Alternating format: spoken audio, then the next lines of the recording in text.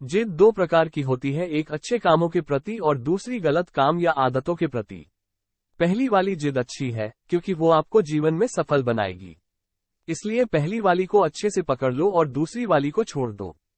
दोस्तों, जिद का मतलब यहाँ किसी काम को तब तक सफल बनाने से है जब तक कि आपका वो काम सफल न हो जाए। अगर आप ऐसी जिद नहीं करते हो तो आप जीवन में कभी सफल नहीं हो सकोगे। किसी भी काम को करने के लिए सबसे ज्यादा जरूरी बात होती है कि आप उसे कितनी अच्छी तरीके से करते हैं। अच्छी तरह से काम करने के बाद भी आप सफल नहीं हुए तो आपका उस काम के प्रति ही लगाव कम हो जाता है और आप उसे छोड़ देते हैं।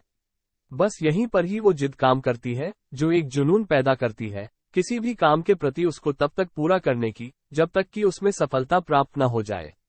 आपको बहुत बार निराशा मिलेगी, कई बार आप उदास होंगे, पर अगर आपने ठान ही लिया कि मुझे किसी भी हाल में इसे पूरा करके सफल होना ही है तो आपको कोई नहीं रोक सकेगा।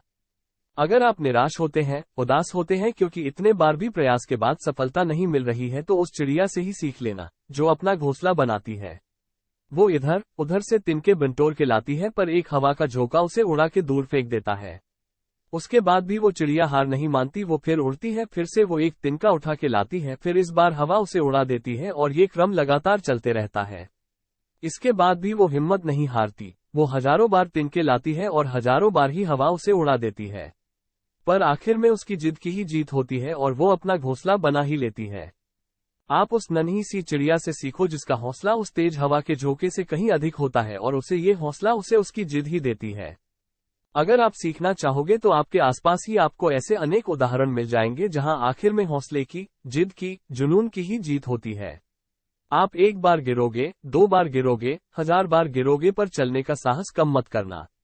आपके गिरने पर लोग हंसेंगे भी, आपको हतोत्साहित भी करेंगे, आपके मन में कई बार निराशा के भाव भी आएंगे, फिर भी उठ के चलना बंद मत करना। याद रखना, हमारे जन्म के समय से ही हमें जीत की आदत है, क्योंकि उन लाखों स्पर्म में से एक स्पर्म से ही आप पैदा हुए हैं जो उन लाखों स्पर्म को हराकर जीत हासिल करता है।